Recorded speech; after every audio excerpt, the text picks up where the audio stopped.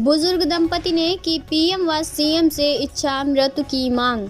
चकेरी थाना क्षेत्र के आरपुरम निवासी प्रेम शंकर सचान अपनी पत्नी निर्मला सचान व दो बेटे डॉक्टर श्याम सिंह व रावेन सिंह के साथ रहते हैं। पत्नी ने बड़े बेटे श्याम सिंह की शादी शाहजहांपुर गांव थाना शक्ति कानपुर देहात निवासी श्री राम कटियार की पुत्री मीनू देवी से 3 मार्च 2013 को की थी।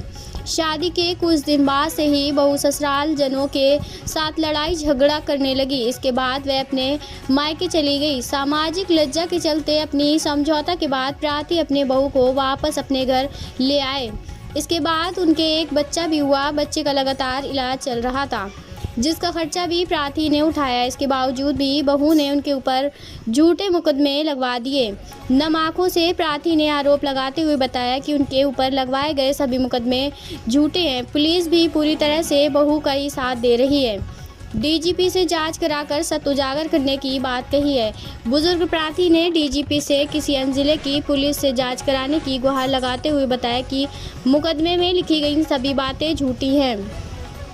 एप्लीकेशन से आधार पर बहू के 20 दिन में ही बच्चा होने की बात लिखी है। अगर पुलिस रिपोर्ट की माने तो बहू का मेडिकल कहीं और कराया गया है और जांच में कहीं और लिखा है, जिसके पूरे साक्ष्य प्रार्थी के पास हैं। उन्होंने पुलिस व अपने बच्चों के व पत्नी के झूठे हस्ताक्षर करने का भी आरोप लगाया है।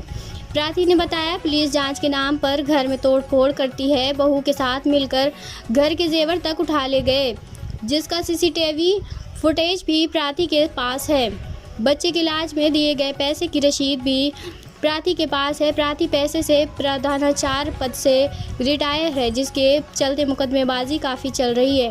प्रार्थी ने बताया कि वे पूरी तरह से हताश हो चुके हैं। वह दर न्याय के लिए भटक रहे आता।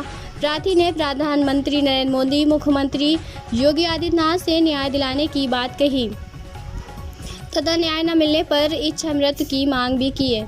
बुजुर्ग ने बताया कि समस्त जांचों के लिए उनके द्वारा इसी वर्ष 4 बार आरटीआई भी दाखिल कर मामले की निष्पक्ष जांच की मांग की गई है, किंतु आरटीआई में भी चारों बार एक ही रिपोर्ट की कहीं न कहीं न्याय न मिल पाने का जल्दबाजी को दर्शाती है।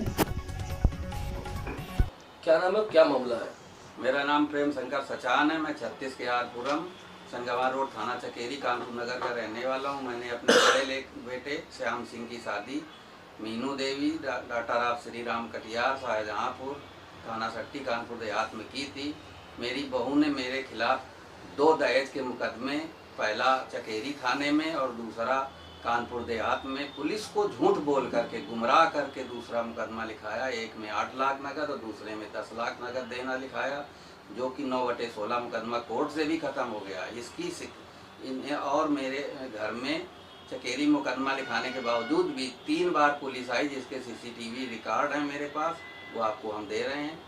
और मेरे घर का दरवाज़ा भी पुलिस तोड़ती है। पुलिस को इतना ये गुमराह करती है कि मैं परेशान हो गया हूँ। इसके लिए मैंने 22/12/21 को डीजीपी महोदय को एफआईआर करने के लिए एक एप्लीकेशन दी थी, जिसकी जाँच सीओ छावनी महोदय ने की। उनकी जांच से मैं संतुष्ट नहीं हुआ, तो दोबारा मैंने 23/6/22 को माननीय डीजीपी महोदय को दिया एप्लीकेशन, जिस पर एफआईआर करने का आदेश डीजीपी महोदय ने 25 जून 2022 को ही कर दिया था।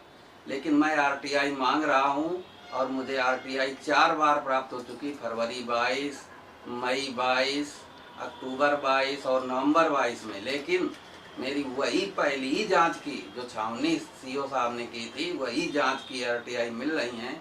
और मैं इस बात से परेशान हो गया हूं कि मैं क्या करूं। इसलिए मैं आज मुख्यमंत्री जी को और उप मुख्यमंत्री माननीय ब्रजेश पाठक जी को ईमेल किया हुआ है। अब देखिए क्या होता है। और आपको भी मैं ये पूरे कागज दे रहा हूँ और आपसे मैं ये विनती करता हूँ कि ये मेरी बात मुख्यमंत्री जी को और यहाँ के जो पुलिस कमिश्नर साहब हैं उनको पहुँचे, ताकि वो भी संज्ञान में लें।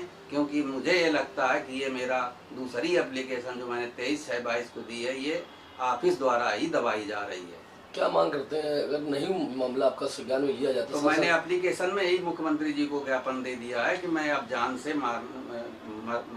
मुझे इच्छा मृत्यु की आज्ञा प्रदान की जाए। क्या क्यों इच्छा मृत्यु की मांग कर रहे हैं? इतने झूठे हमारे ऊपर मुकदमे दर्ज हैं और झूठे प्रमाण हैं, कोर्टों के झूठे हैं। हाई कोर्ट में तक इन्होंने झूठ बोला कि हमारे लड़के ने दूसरी शादी कर ली, जबकि शादी का कोई प्रमाण नहीं लगाया। इतने सारे कोर्ट के झूठ और सीसीटीवी फुटेज मेरे पास होते हुए भी, वीडियो होते हुए भी अगर मेरी FIR नहीं हुई तो अब हम जीने का भी है नहीं।